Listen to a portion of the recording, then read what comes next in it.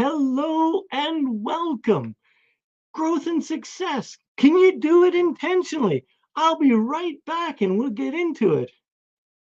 Oh no, I missed the button.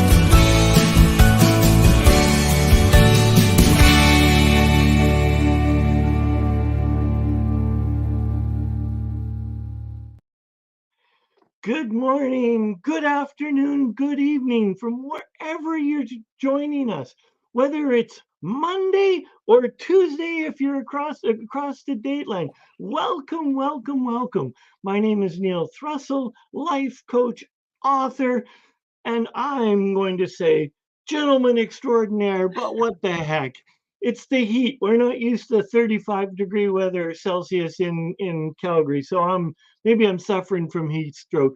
And I'm really excited to have my friend Carlos. And oh, I should have asked Carlos how to say his name again. Every time I have him on my show, I have to ask him how to say. It's Villarreal? Yeah, Villarreal, you got it. Woohoo! So, Carlos, we're talking about growth and success. How the heck do you do it intentionally? Or can it be done intentionally? Well, of course it can, Neil. And I think you said we have 10 hours for this talk, right? Yeah, yep. Actually, this is a Yeah, master class. We're going right into the master class because there's only two of us. yeah. What a great question to kick it off. But hey, first I want to say I'm grateful and thankful to be on your Uplift show again. It's been quite some time, so looking forward to this conversation as we move forward in the next hour. But I always, right now it's kind of my mantra, my logo is live with high intention. And, living with high intention, it's like we need to really think about it. And high intention, like, I think most people generally as human beings, like they have good intentions. They have good intentions of what they want to do in their life, who they want to be, who they want to be around. But I gotta tell you, it's like sometimes we don't always take a back seat and reflect on where we're at in our life's journey. I just turned 57 years old last week. And, Happy you birthday. know, well, thank you. Thank you. And I know a lot of people say that as you get older, the years, they just start flying by. But I really have to say that, reflecting back on my younger years, even the younger years, boy, they go by so fast. You know, it's like I can remember being a kid, being, a child and just playing at the house or playing at the playground or playing sports, whatever it is. And then all of a sudden, I'm in high school. And then all of a sudden, right after that, going to university and kicking off my retail career. So, living with high intention is something that I think it's critical. I think it's no doubt it's critical. It's been critical for me to reflect back on my life and take a look back on what's gone on. Because it's easy to say like, man, I've had a lot of great successes, but boy, I've had a lot of mistakes and call them failures or call them lessons, whatever you want to call them. But life isn't easy, and living with high intention is just that, is living life on purpose on your own terms. So I'll pause there for now because I know we're going to get pretty deep into this. Well, you actually answered the question because my next question was what is living with high intensity? Yeah. So living, with high intention, it's about, most people can be intentional, but I think we need to think back about how we truly want to live our life, and are we creating things around us that are going to support that life that we want? Because it's so easy. It's like, yeah, I could take for example, as I mentioned, I was 17 years old, graduated from high school and going to university, and I started working at the mall at a retail athletic store that turned out to be a great career. Not only a job, it started off as a job, but it turned into a career. But I spent 18 years there. 18 years. It's kind of like, like, where did the time go? But but reality was that I was having fun. I was enjoying advancement. I was enjoying career. I was enjoying the people that I worked around. I enjoy working with customers, with clients. But, it's like being in a job or being in a career for 18 years, and there's nothing totally wrong with that. But, but, when I think back and reflect on that, it's kind of like I probably did not take the time. I know I didn't take the time to say, is this, did I really want to be here for 18 years? You know?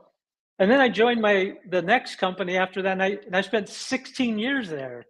So it's like, wow, 18 years in one company, 16 years in another company. It's like, I probably should have called time out and really asked myself, like, did I really intend to be at each one of these companies for so long? I think the answer would have been probably not. So that leads me into a great segue. So wherever a person is in their journey, right here and right now, so to live with high intention and to look at what are some of the questions a person could be asking. I won't use the word should be, but could be asking themselves to find out, are they living with intention? Are they living their highest purpose and their value? What are some of the questions you think that a person could be asking themselves? Yeah, so I think there's a very basic question that kind of goes along with, I'll call it goal setting.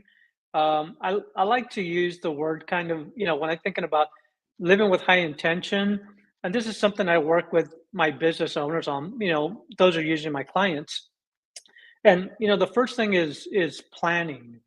And planning has to be intentional, so when it comes to planning, it's being so crystal clear, being very specific on what someone wants out of their life or out of their business, out of any one of the key categories in their life. What do they want out of their personal life? What do they want out of their business? What do they want from their relationships? What do they want from a spirituality standpoint? So, getting really clear on what someone wants is key.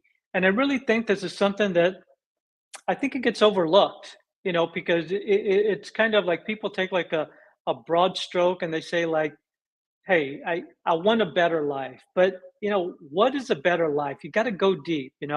I want to make more money. Well, how much more money? Here's $10. You have 10 more Yeah. dollars, right? And so you've got to ask yourself, what specifically do you want? And the other key component to that is the why. That's really like the purpose. Like, why do they want that thing? Like, and how is it important to them? Like, you know, is it, because what it really comes down to is people's emotions, how we feel, you know. How do we get out of a pity party? So I'm whatever years age, and I'm sitting here, and life is just like, oh, Carlos, it's just you've had it easy, you've had good jobs, and you've got this supportive wife, blah blah blah, big house, but I'm me, I blah whine. How do they get out of a pity party? It's making a decision. And people, it's like literally making a decision. When someone makes a decision, so, most people, we're in personal development, but a lot of people that are not in personal development arena, so to speak, it's like sometimes they may not be aware of this, but most people decide to make a change because it's a must for them. And we're either moving towards gaining pleasure or getting out of some kind of pain, right? If something is really painful in our lives, like we're gonna want to like get out of that pain. Like we want to, move away from that pain and move Yes, towards something that we really want. absolutely. Um, so I just had a couple questions in the background. Um, People are wondering where the heck is Sarah? And Sarah's just needed to look after herself today. So she's got a few health issues going on, and she just chose to take care of herself. So those of you believe in the power of prayer or good wishes, just send your love and good wishes to Sarah, and um, the ethers and God will look after making sure that she gets the energy and for your well wishes. And thank you for those that were wondering where the heck Sarah is. Yeah, look, I was actually looking forward to catching up with Sarah here on the Uplift program as well. And I'm sorry I'm not able to, but she needs to do whatever she can to take care of herself, and hopefully everything is fine. So, wishing you all the best, Sarah. Yeah. So were you said that you left high school and you got a job. So does that mean when you were young that this job was a version of success?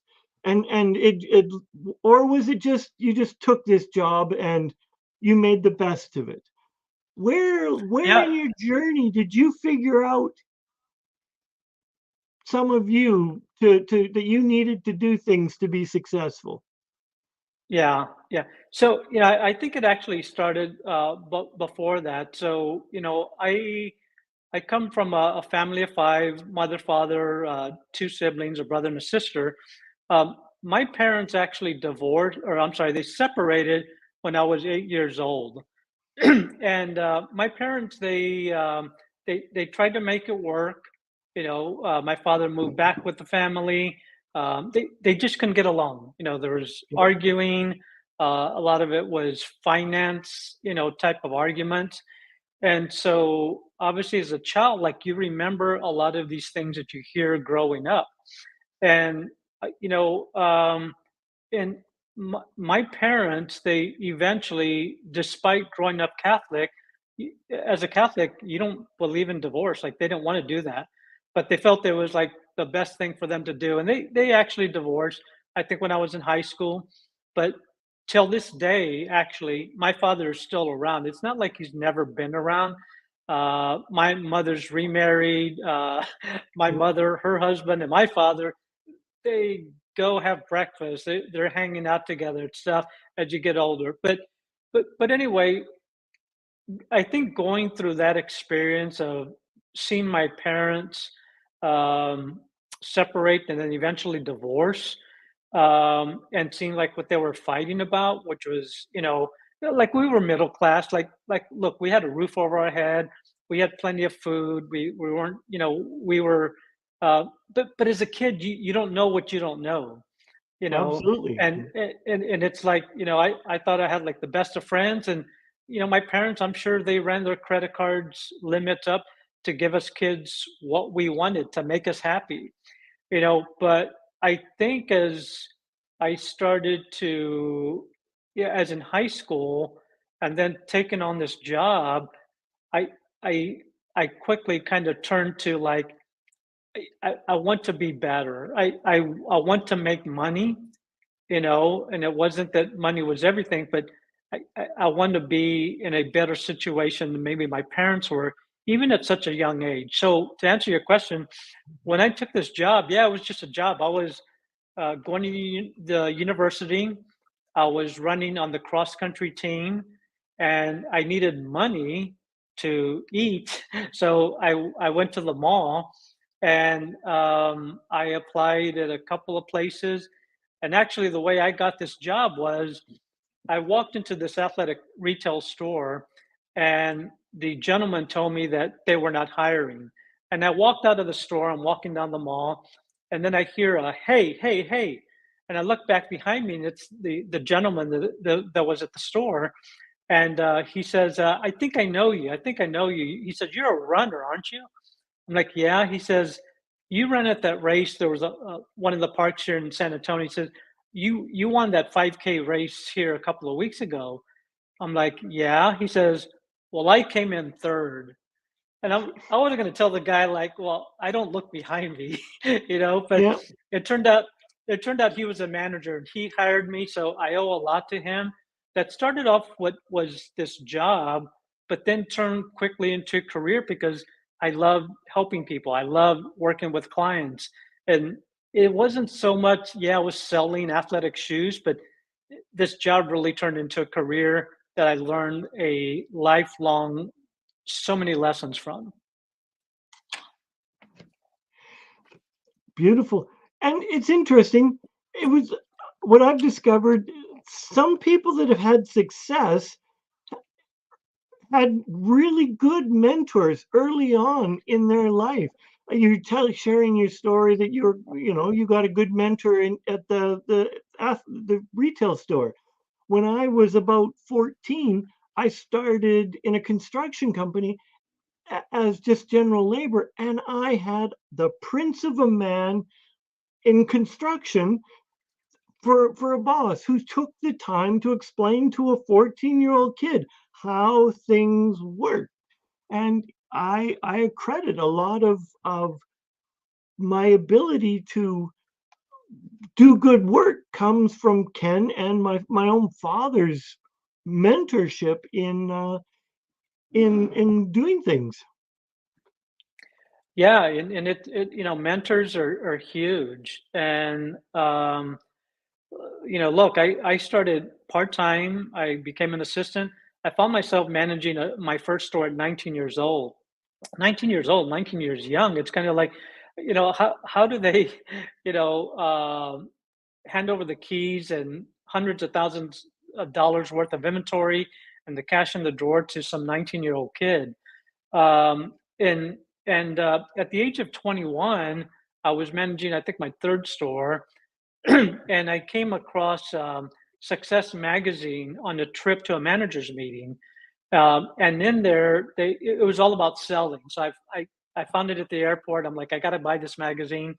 But there was all these like advertisements for people selling things, and one of those was Zig Ziglar, and he was selling his goals program. Yeah. How to set goals. So I went to this, bought the magazine. I read it before I even got to Dallas, where the managers meeting was going to be held. Got to the meeting. The CEO talked about the vision for the next 5 years, what have you, 3 years, 5 years. And I got back home, and so I guess my first investment was, I think the magazine was like literally $3 back in 1988, Success Magazine. And then when I got back home, I spent, I don't know, $50 plus shipping and handling to order the goals program because I wanted to be better at my job, at my career. And that's like living with intention. I didn't know it at the time, but it's like, I got my goals program. I popped in the audio cassettes. Yep, talking about these cassettes. Some of you may not know what those are, but popped in the cassettes and went through the program and started setting my goals, like, in different categories of my life, like in my health back then, how I wanted to train and promote so many managers per year, and what I wanted to do, help people grow themselves. So that was intentional, because when you start writing down what you want, why you want it, and then the action steps needed to get there, that's intentional. I love what you just said, that you wrote it down. So first of all, you came up with the goals. You came up with the goals. you wrote them down, and then you did what I think the step that most people forget about and don't do is you wrote steps to achieve these. And then, in order, I suspect, and I'm assuming here, that you actually took action on those steps. Yeah, it's like, I mean, I've got the goals. I still have those goals program here in my closet in my office, about that specific one, about 3 or 4 years worth, because I just kept on buying the same one year after year. But it was like, in the morning, at the end of the night, writing, in the morning, writing what I needed to do. And at the end of the night, what did I do or what did I not do? And what needed to be carried over, right? Look, Yeah. it's not about being perfect. It's like, you know, consistency is hard. Like being really, and you talk about being intentional, that goes along with being consistent, but to be intentional, you also have to be consistent. And it's not about being perfect, every single day. But when you're more consistent, I think the results that you want will come a lot quicker to anyone that's searching those out. So, yeah, it's about writing them down and taking the actions that are needed. Myself and a fellow by the name of Jamie Adamchucks, we did something called the 4 Ds of success. And one of the Ds was discipline. And most people, not I, if you're not successful, there's a good chance that you're not being, as Carlos used the word, consistent, or you're not being disciplined. Um, in your life, was discipline or consistency easy? Did it just merge, or did you have to work it like a muscle? Like did you have to really work at it to train yourself to be consistent? I think about the word discipline a lot, Neil, because and again, this goes back to childhood, and it's amazing, like the learnings. I speaking for myself that I was able to get from different experiences, but discipline for me was about, you know, maybe as a kid, like I wanted to get things right, you know. I was in the Boy Scouts. I was in the Boy Scouts for a few years. Yep. And what does that mean? The motto of the Boy Scout is to be Be prepared. prepared. Yep. Be prepared. Yep. And so in the Boy Scouts, I was so disciplined. I was disciplined. I was prepared as we did hikes, as hiking events were coming up, as camping events were coming up. It's funny, but I was like literally, some may call it anal. I prefer to call it being obsessed, but I was obsessed with everything that I needed to do in my mind to be a successful Boy Scout. But along with that came, being prepared. But that's something that I learned from the Boy Scouts. So that discipline like carried on. You may have heard me talk about my senior year in high school between cross country and track. I ran my first and only marathon, and I was so disciplined. Again, I had a journal. I had a journal of what I needed to do, but more importantly, how many miles I ran every single day. Sundays were a long day, 15 to 20 miles long. But that provided the guide. So again, that's where consistency, being prepared, and being intentional comes into play. Absolutely. And if anyone has ever done distance running without a plan, it's a train wreck. You have to have some form of plan because you have to know when you're going to peak and you have to know what you're going to do. And a plan is multifaceted, just like in your real life. If you want your business to succeed, you have to do certain steps. But if you want your business to succeed and have a good family life and or a balanced life, your plan has to look slightly different.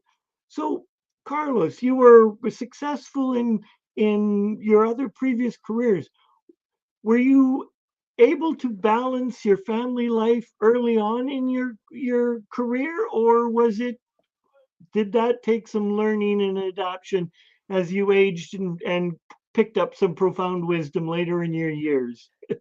I would love to say that I was a natural, but unfortunately, I was not, and it requires work. And that's earlier I said, like, even my early 20s, late 20s, early 30s, being in retail, it was so fast paced. Everything was like go go go, and I knew I was going, but I didn't know how to stop. I didn't know how to balance um, my work. Being single throughout most of that up until my early 30s when I got married. But I can remember, like, my wife and I, we reflect back on our years, and when I married Patsy, I was a district manager, and I was traveling all of the time, 3 to 4 nights a week, every week. And she was at home. She worked, of course, but she was at home at nights, alone, waiting for me to come home at the end of the week. And so it took me some time to really figure that out. We all would like to think like we would have known that earlier, or maybe have read something different, or had a mentor or had a coach or someone to point that out to us. I wish I had that back then, but I didn't. So it took years of learning to really, and I don't, I know a lot of people talk about like life balance. Um, and that's okay, but I prefer to call it kind of more of integrating life and work, because there's just going to be times when work has to happen, and there's going to be times when life has to happen as well. So it's really about integrating life and work, because I'm not sure there's really a true balance. A true balance means like, okay, are you going to really try to balance out how many hours you're spending at work and life, and is it really necessary to do that? What it really comes down to is, in our relationships, whether it's with our spouse, our family, kids, if we have kids, anyone that we associate with, is like, you know, are, are we living intentionally? Are we living on purpose on our Yeah. own terms? Yeah. I know for me personally in my life, right off the bat, my career choices were influenced because I was madly in love with this woman, and it's been the same woman that I've been madly in love with for the last 38 years. So even as we got married, I put her as a priority on some of my career choices. And because I wanted to be home and not working nights and working so that we could be together and fine. So I had that piece figured out, but it took years, decades, I'll be truthful, to figure out the money part and on that. So what was good in one piece, one part was the money piece needed some work.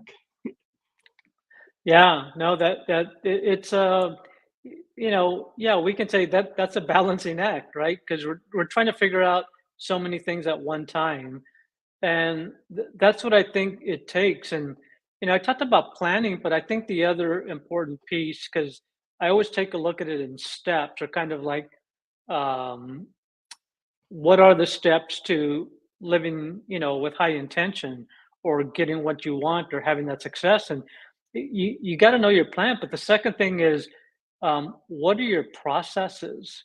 Processes are so key.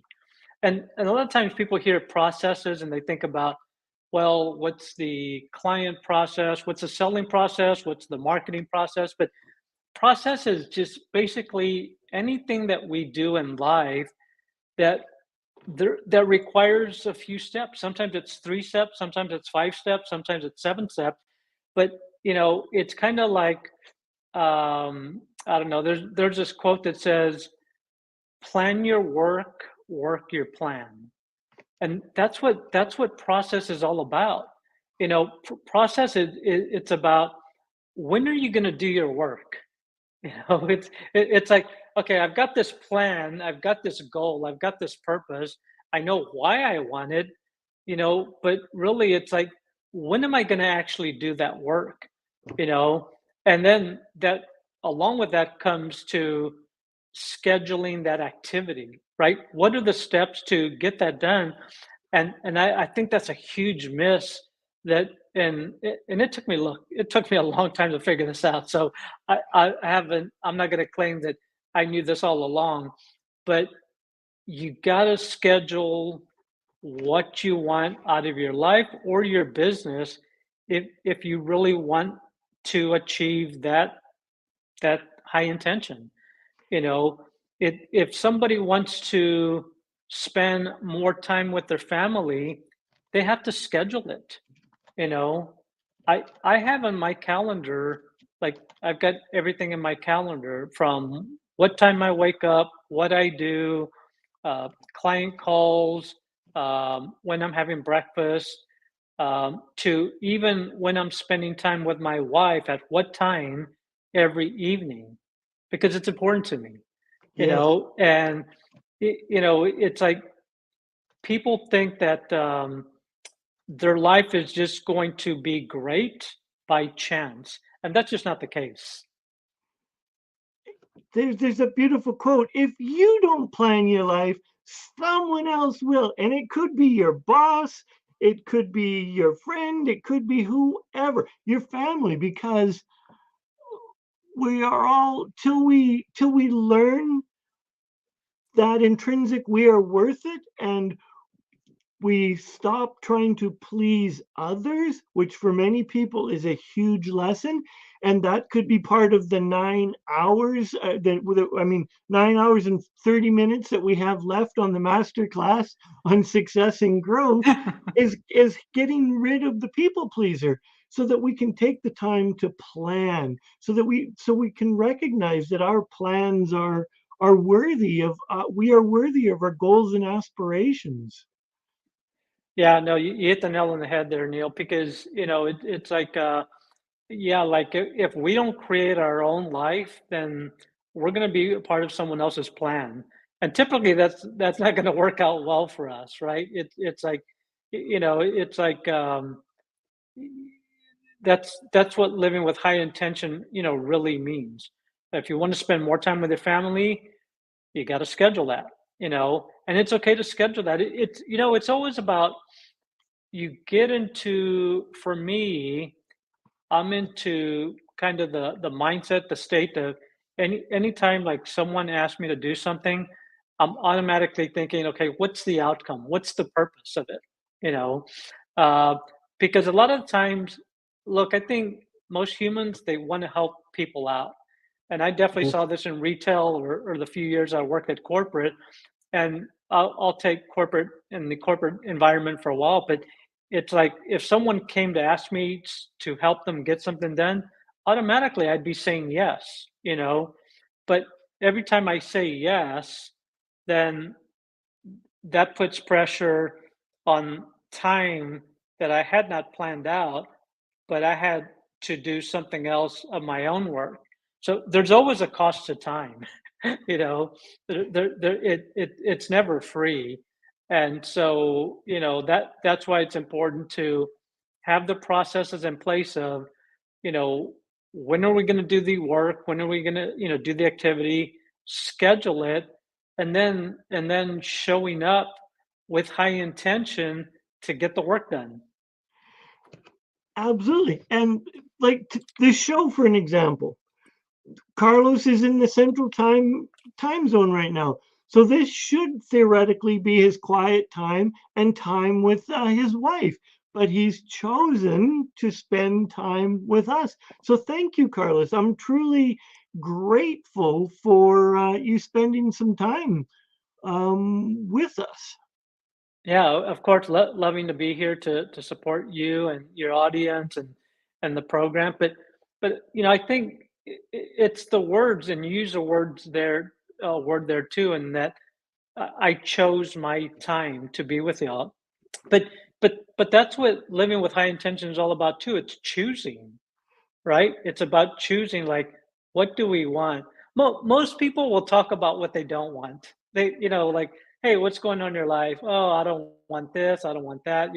But like, what do you want? Like, what do you really want? How specific are you? But we all have a choice. We all have a choice in how we want to live. Um, and and look, most decisions are not going to be the easiest choices. They're tough sometimes. But if you truly want a fulfilling life that's going to fulfill you personally, in your career, your business, your family, uh, uh, how you support the community, contribution, then there's a way to do that. Just got to come up with a plan. I attended a men's weekend, and everyone put in $100, and it was to shift our choices and our languaging. So anytime you said I can't, was it was $5, or so, because I can't do this, I can't do this. Most people, including myself, because I realized I was unconscious, the $100 was gone within 3/4 of a day. You could get it back for every time you said something positive and reinforced it and caught yourself. So most people came away with their $100 by the end of the weekend. But for the first little while, it's like I recognized, and it helped me recognize when there was this cost that I had some negative languaging. Yeah, language is huge. Language is huge, and language can put us in great states, or it could put us in some really lousy states, you know. Uh, Yeah, yeah, and for me, it was my language. I thought I was the epitome. I was on the pinnacle of positive personal development and growth. And then yet, when I got in with the troops and in shoulder to shoulder, I'm like, oh, what the heck did I just say? How did I say it? And I was like, oh my Neil, there's a lot I needed to learn. And thank goodness I was working at it, and I'm much better now. yeah, no, it's look, that's where that consistency. Well, it's the awareness, having the awareness, right? Because that's Yes. where we can gain a lot of knowledge, having the awareness of what's going on in our lives, and then once we have that awareness, what are we going to do about it? You Yeah. know, uh, because look, consistency, being prepared, all those take they're disciplines that are required to get to certain outcomes that we're looking for. So if you've been listening to any of the show, you will see that we've got how to contact and getting connected with Carlos. So it's Carlos Villarreal point 3766 on Facebook, or on Instagram, it's Carlos Villarreal Coaching. Um, Carlos doesn't bite. He's a great person to talk to. If you jump on his page, if you want to connect, he's got a whole whack of resources. And yeah, if what he's speaking to you resonates, trust me, he's a great man and a great coach. You want to connect with him if what he's saying resonates with you. And if it doesn't resonate with you, don't fill his inbox with hate mail. Just let it be. Yeah, thanks, Neil. I really appreciate that. So You yeah, I think we've talked about planning, and we talked about processes, and I think, like, the third step, I really believe it's kind of like, it falls under people, but it's more personal, it's more self, and that's the habits and the routines that we either have or don't have, that's going to contribute to living with high intention. Because routines, I can personally say for me, have been the biggest difference maker. You know, and when I say routines, it's kind of like, no, I'm not saying that you have to be part of the 5 a.m. club, but get up early and do a lot of stuff. Even though there's a lot of science that'll back that up, but everyone has to do what's right for them. Whether you're getting up at 5 a.m. or maybe you're getting up at 10 a.m., it really doesn't matter. But it's really about having the right routines and practices in your life that again are going to contribute to having the life that you want, or in your business. One thing that comes to mind is Jeff Bezos, founder of Amazon. Every now and then I'll just see articles of him. I'm always like searching. Yep. I'm always trying to take a look at what's the shortest cut we can take, right, to get results. But if you read articles about Jeff Bezos, like in the morning, he spends time with his family. He makes breakfast. He actually, I think, washes dishes. And it's different for everyone. How everyone wakes up in the morning and what they do to win their day, then that's what makes us all different. It doesn't mean that everyone needs to be waking up at 5 in the morning, working out, taking a cold plunge, having a protein shake. And now I may do a few of those things, but it doesn't mean that it's going to work for everyone. So everyone has to do what's going to work for them. But I think more importantly, it's about having the right routines, having the right disciplines to be able to show up, to really show up. Because I'm not sure where I got this quote or question from, but I've got it here near my laptop. That the question I ask myself every morning, one of the questions is, who needs my A game today? And it's like, I need to show up, because someone needs me. Even if it's only one person, I need to be able to show up, to give my best, to support someone in some form or fashion. And it's really questions are key and helping us to get to the routines of how we want to live, each and every day with high intention. Absolutely. I love that. Oh, I typed it wrong. Yeah, didn't have my glasses on. Great question. Who needs my A game? And what I've discovered that most people need to recognize is the environment you create for yourself and are part of is 100% responsible for your success. And one of the simplest way is, if you want to lose weight, only bring healthy foods into your house. If you have nothing but snack food, in your home, there's a greater chance that you're not going to be able to lose weight. So how you create your environment around you works towards your success as well.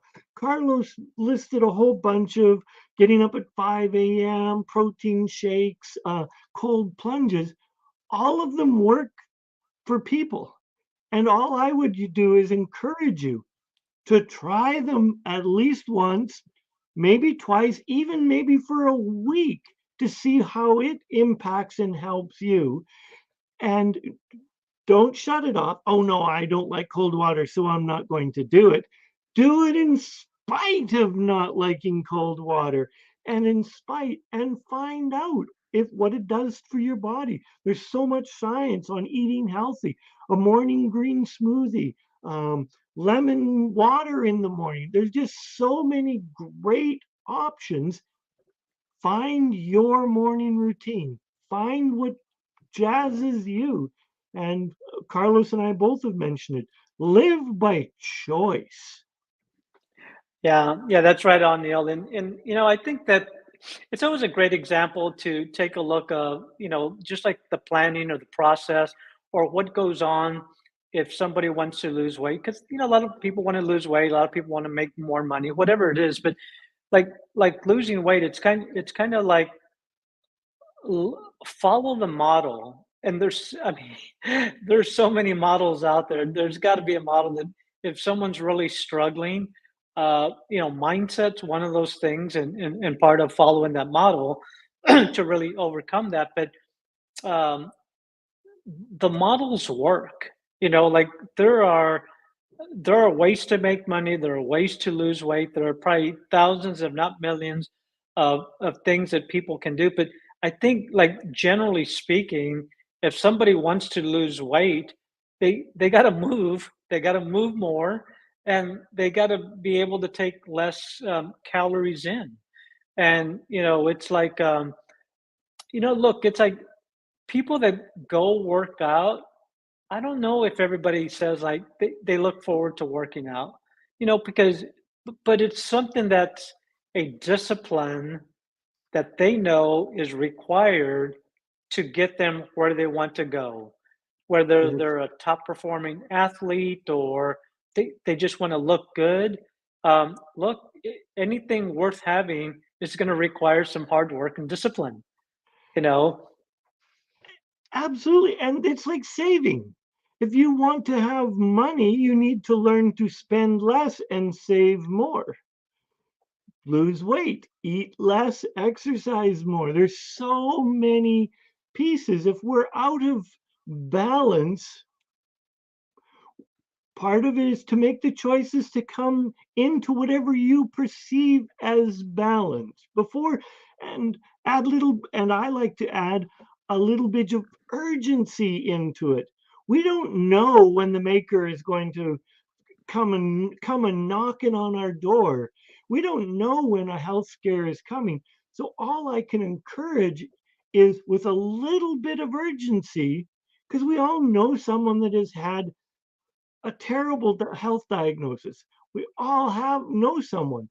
So take those terrible health diagnoses of your friends and family and use those to help motivate you and move you forward if that works for you.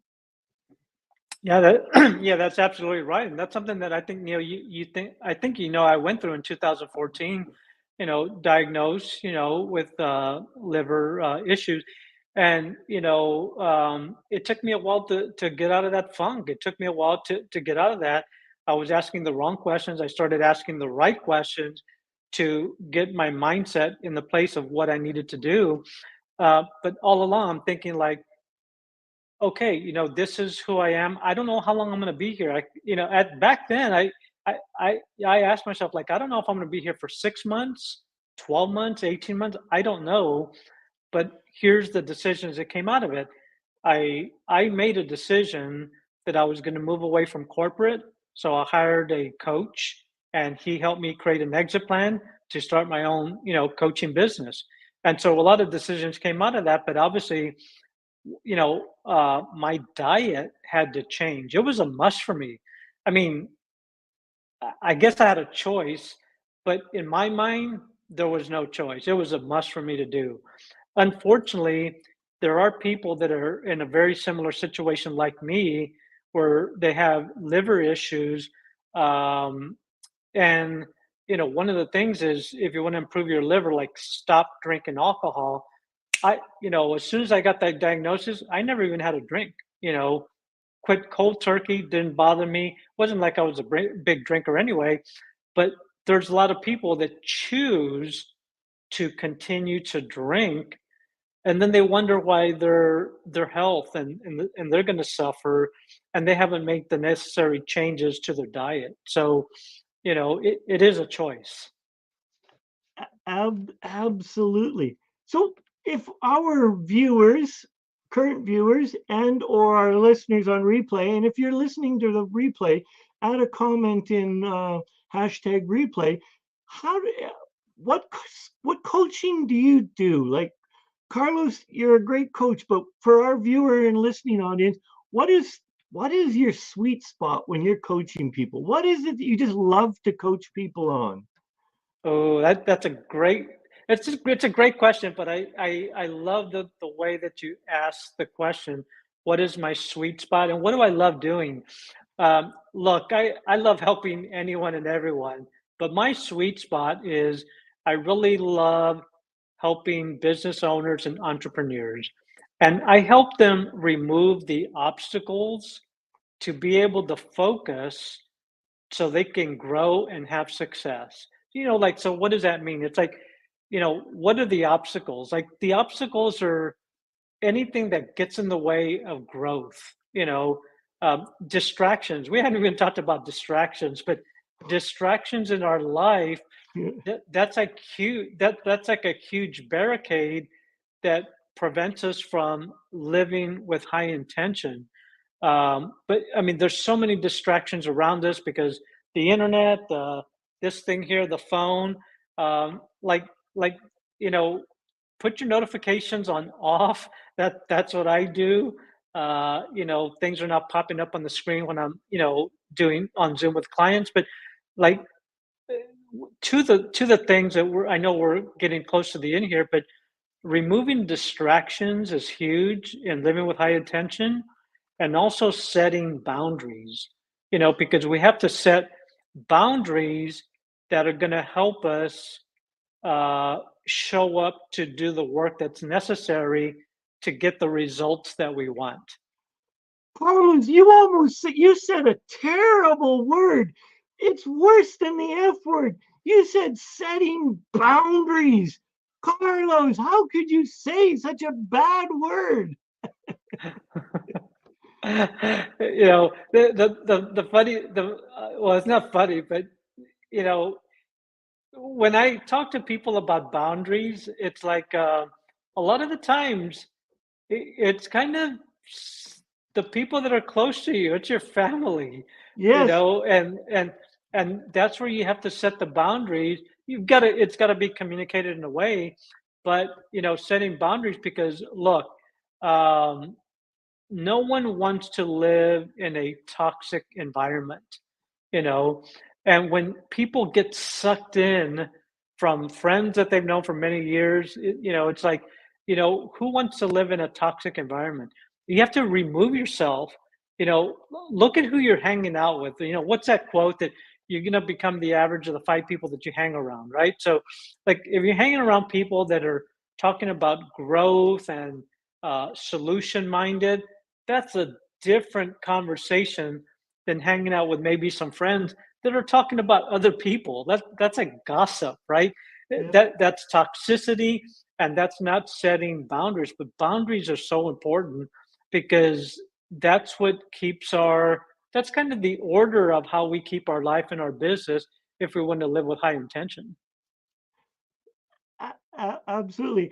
And you were talking about setting boundaries, and my brother, very conspiratorially, he's brilliant. He's one of the brightest minds that I know, but sometimes the elevator's not going to the top.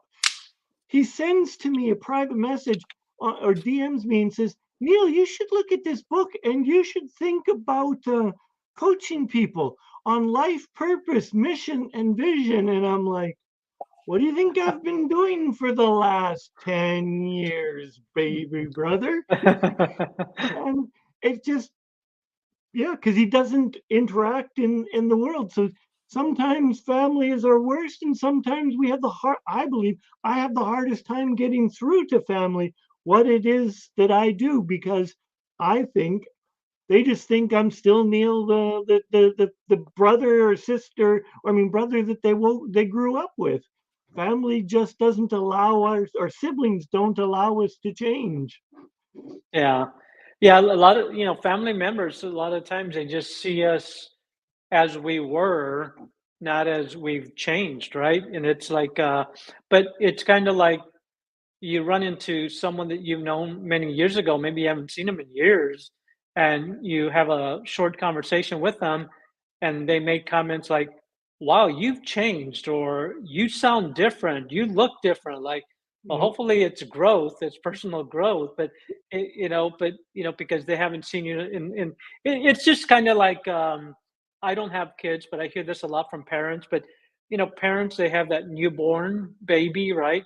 And then the parents are so enamored, but they don't see like the growth that's going on, or maybe they do, and it just happens rather quickly. But it's like happening right before their eyes. But by the time they know it, the baby is like 1 year old, and all of a sudden they're like 3 years old, and other people are commenting like, "Wow, your kid's really growing up fast, or they've really stretched out," and the parents are like sometimes like, "Yeah, I never really thought about it that way." So because they're seeing them as they were as a newborn. So Yeah.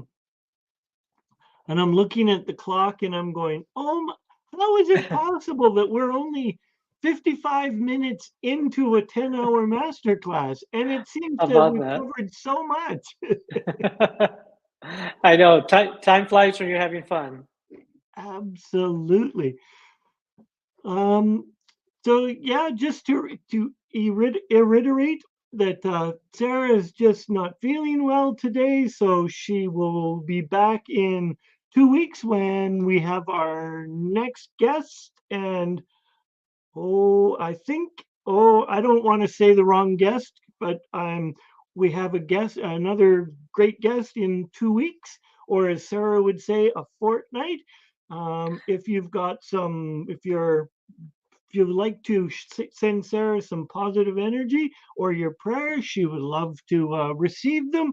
And Carlos, is there anything that you would like to leave our viewers, our listeners on live replay and through our podcast? Um, would you like to leave some last minute thoughts? Yeah, thanks, Neil. I really appreciate it. It's been a lot of fun.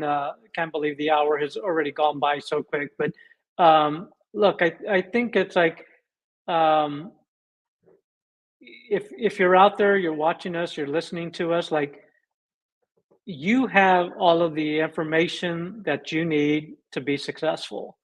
You know, if there's some things that you feel that you want to gain more in your life, to you have a bigger desire for something, and you want to move away from some kind of pain or some kind of struggle, some kind of challenge. May not be painful, but you want a better life for yourself. Like, keep it simple. Like, keep it simple. Plan what you want, know what you want specifically, know why you want it, come up with the processes, and then have the routines in place that you're going to live by every day to be able to support that. You don't need to go in Google on how do I create a plan. All you need is a piece of paper and a pen, and write down what exactly that you want. Um, Keep distractions at bay and set those boundaries. But more importantly, live with high intention. It can be done. Thank you, Carlos. And I'm just going to piggyback on that. Whatever you put on that piece of paper, know that you are worthy of all your dreams and aspirations. You are worthy of it all. And I highly encourage that if you get stuck with that piece of paper, to reach out to Carlos. He'd love to help with you. And till next week, you know this, that you are loved, and we look forward to seeing you all next week. And thank you, Carlos, for being on our show. Glad to be here, Neil. Thank you very much. I really appreciate it. You're welcome.